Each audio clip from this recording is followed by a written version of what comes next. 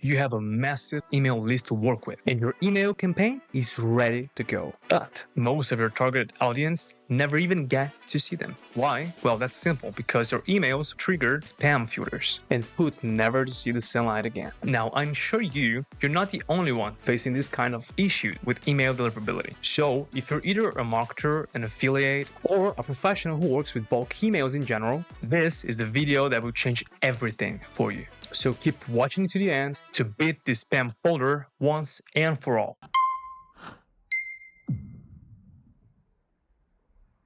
Now, while many factors can actually affect your ability to reach your audience's primary inbox, I'll show you those who are often the main villains behind a failed cold outreach campaign. Now, the first thing we're going to talk about is to avoid spam traps. Spam traps are fake email addresses created by anti-spam organizations and ISPs to both identify and block spammers by marking their IP and domain as a spam source. Therefore, if you happen to send an email to a spam trap, your domain reputation will drastically drop, preventing you from ever getting to your audience's inbox. In other words, you just leave a lot of money on the table. But hey, fear not. There are some ways to manage and overcome this situation, and I'll walk you through some of them. Now, first thing you want to do is regularly clean and remove inactive or unengaged contacts from your email lists. Also, make sure to use double opt-in methods to confirm that subscribers are actual real people and interested people. Avoid buying or scrapping email lists, which often contains a lot of spam traps. And finally, use email validation tools like the one Warmies offers you to identify risky addresses, including non-spam traps. Now, if you follow all those tips I just gave you, your chances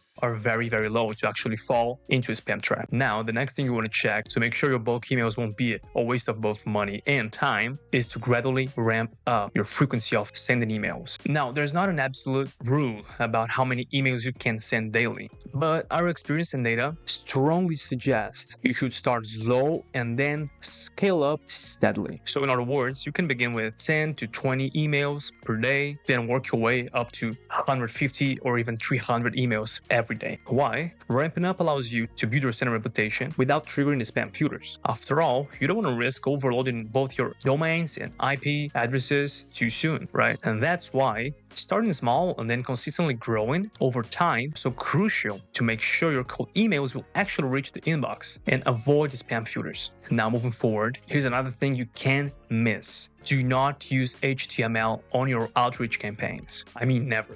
As tempting as it might be, sending HTML email marketing, professionally designed and eye-catching, beautiful, they are way more likely to be catched by the spam filters, especially when you're sending cold emails. I mean, the structure, the images, the links, all make your emails seem like they're spam, even if they're not. It's just the way it works with spam filters. So instead, stick with plain text emails. Simple, straightforward text is less likely to be caught by spam filters, which is crucial in the early stages of your cold outreach campaigns. So save the HTML for later, once you've built a rapport and your leads are actually engaging with you for a while now. Now that's when your emails could use a much more sophisticated email, like using HTML with no problems. Now, last but not least, run deliverability and placement tests. Once you've crafted all your cold email template and walked through all the previous steps, it's time to run deliverability and placement tests. At Warmy, we offer a free and fantastic tool that allows you to test how your emails will perform on both B2B and B2C providers like Microsoft 365, Outlook, and Zoho, for example. This way, you can ensure your emails will get to the primary inbox, not ending up in spam or promotional folders